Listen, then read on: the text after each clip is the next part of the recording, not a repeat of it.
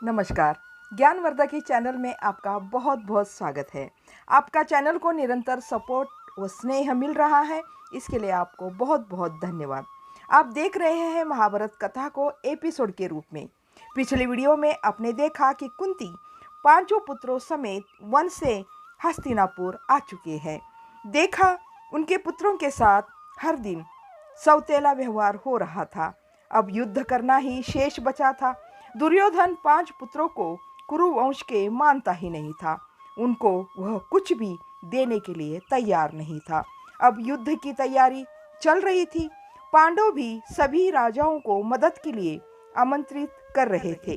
कृष्ण भीम को हिडिंबा राक्षसीन से पैदा हुए घटोत्कच को बुलाने भेजने का प्रयास कर रहे हैं।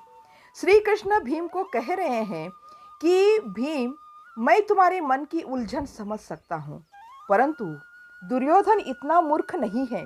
उसने कितने राजाओं को रथ घोड़े सैन्य समेत इकट्ठा किए हैं। तुम्हारे अकेले का बाहुबल क्या कर सकेगा। चाहे जहाँ कहीं से योद्धा मिले उन्हें अपनी ओर मिला लेना चाहिए। भीम, तुमने हिडिंब और बक राक्षसों को मारा है ना। उनके पास दुर्योधन ने अपने चतुर दूत पहले ही भेजे हैं। आगे कृष्ण कहते हैं कि भीम, राक्षसों का युद्ध करने का अलग तरीका होता है। रात के अंधेरे में आक्रमण करते हैं, उनका वो अभ्यास होता है। जंगली जानवरों की भांति अपनी जान की परवाह किए बिना ही वह शत्रु पर टूट पड़ते हैं। क्या आर्य जाति उनकी बराबरी कर पाएगी। तुम भी अगर राक्षस जाति को आमंत्रित कर उसके विरुद्ध खड़ा नहीं कर पाओगे ना, तब सब व्यर्थ हो जाएगा। कृष्ण ने कहा आगे, भीम, तुम्हें घटोत्कच को बुलाकर लाना ही होगा। इतना कहकर कृष्ण अपने शिविर में चले गए। भीम अकेले नगर के पिछवाड़े के तालाब पर गए और पेड़ों के बीच पत्थर से बने तालाब में धड़ाम से कूद पड़े। कुछ देर तक तैरते रहे। उसको हस्तिनापुर की याद आई। भीम सोचने लगे, गंगा में तैरने का मजा कुछ और ही है। गंगा नदी से जितना प्यार है, पता नहीं क्यों यमुना नदी से नहीं है। तैरते तैरते उन्हें उस बात की याद आई कि वह मन मन ही कहने लगे, सोचने लगे, वही तो नशीले लड्डू खिलाकर पानी में डुबोकर मुझे मार देने का षड्यंत्र रचा था उस अंधे के बेटे ने, परंतु उसमें नदी का क्या दोष। यही सोचते वह पानी पर चित्त तैरने लगे और पानी मुंह में भरकर ओठों से ऊपर की ओर फव्वारे फेंकने लगे। इस तरह पानी फेंकने से उसे एक प्रकार की शांति महसूस हुई। आंखों में पानी चले जाने से आंखें धुंधला गई। सिर से तालाब का किनारा टकराया तो उसने कहा, धत, यह तालाब तो बहुत छोटा है। यहाँ केवल नहाया ही जा सकता है। यहाँ तैरने योग्य कुछ भी नहीं। शरीर से पानी सुखाने के लिए कुछ देर किनारे पर वे खड़े रह गए। बाद में कपड़े पहनकर घर की ओर चल पड़े। घर पहुंचते ही सेवक ने निवेदन किया कि पट्टरानी आई है, छत पर बैठी है। भीम सीधे सीढ़ियां चढ़कर ऊपर चले गए, यह सोचकर कि वह छत पर पहुंचा कि इस समय द्रौपदी का आना अच्छा ही हुआ। आराम से बैठकर बातें करेंगे। वहां द्रौपदी के साथ 2 दासियां खड़ी थी। भीम के आते ही वे दोनों तुरंत सीढ़ियां उतरकर चली गई। कोमल घास के चारपाई पर बैठी द्रौपदी पास आए पति के हाथ पर हाथ रखकर उठ खड़ी हुई। आकाश में लालिमा छा गई थी। आर्यों के साधारण रंग की तुलना में द्रौपदी जरा काली ही कही जा सकती थी। उसके मुख पर चिंता थी। उसके सिर पर काले बालों के बीच कहीं कहीं एक आध सफेद बाल भी दिखने लगे थे।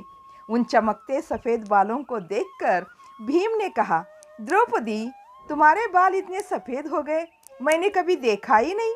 द्रौपदी ने कहा, अब तो देख लिया ना, चमकते काले बालों वाली एक और राजकुमारी लाकर शादी करा दो। भीम कुछ नहीं बोले। हाथ पकड़कर द्रौपदी को नीचे बिठा लिया। भीम कहने लगे, तैरने गया था। तालाब बहुत छोटा है, तुमने देखा ही होगा। उसमें तैरते समय मुझे गंगा की याद हो आई। मैंने निश्चय कर लिया कि अब भविष्य में मैं गंगा में कभी नहीं तैरूंगा, यमुना में नहीं। पांचाली बोली, कुछ नहीं। ऐसे विचार उठने पर उसका साथ देने वाली वही अकेली थी। वह कभी अर्जुन के साथ मुक्त भाव से बैठकर स्वप्न देखने की बातें नहीं करती थी। उन दोनों के सपने अलग अलग थे। बड़ा भाई धर्मराज तो बुजुर्ग था। इंद्रप्रस्थ में राजाभिषिक्त होने के बाद से तो धर्मराज बड़े गंभीर हो गए थे, परंतु भीम में अभी साहस के साथ बचपना भी बहुत था। राजसूय यज्ञ के बाद धर्मराज ने जब जुए में सब खो दिया, पत्नी और भाइयों को दरिद्र बनाकर वनवासी कर दिया, तब भीम कितना क्रोधित हो उठा था। धर्मराज के दोनों हाथ आग में जला देने के लिए वह तैयार हो गया था। यदि अर्जुन न रोकता तो जला ही देता। जंगल के 12 वर्ष में बीच बीच में उसे धर्मराज पर बहुत क्रोध आ जाता था। जुए में राज्य खो देने के बाद भीम ने धर्मराज के प्रति निरंतर तिरस्कार का भाव ये दिखाया था। नकुल सहदेव से चाहे जितनी घनिष्ठता से व्यवहार करते भीम, पर वे दोनों सदा भीम से भीत युक्त व्यवहार ही करते थे। इस प्रकार भीम के साथ आत्मीयता से बात करने, गप्पे लड़ाने, सपने देखने में पांचाली के सिवा दूसरा कोई न था। भीम कहने लगे, द्रौपदी, मेरी बात सुनी? बड़े भैया का निश्चय ही मुख्य नहीं है। सुना है संधि के लिए कृष्ण को ही भेजना चाहते हैं। भीम आगे कहने लगे, कृष्ण भले ही जाए, पर संधि नहीं होगी। द्रौपदी बोली, कोई बुजुर्ग को भेजे तो कैसे रहेगा? शायद बुजुर्ग की बात दुर्योधन मान ले। भीम ने कहा, उसका मानना असंभव है। उसको मुझसे ज़्यादा कोई नहीं समझ सकता। आमने सामने लड़ने वाले 2 जवान सांडों को देखा है।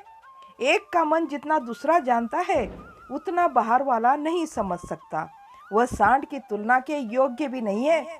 उसे तो अधिक से अधिक कुत्ता कहा जा सकता है। द्रौपदी ने कहा, कुत्ते का सांड से डरकर संधि के लिए तैयार हो जाना कोई असंभव बात नहीं। भीम ने कहा, द्रौपदी देखो, दोबारा राजा बनने की इच्छा धर्मराज को है, अर्जुन को है।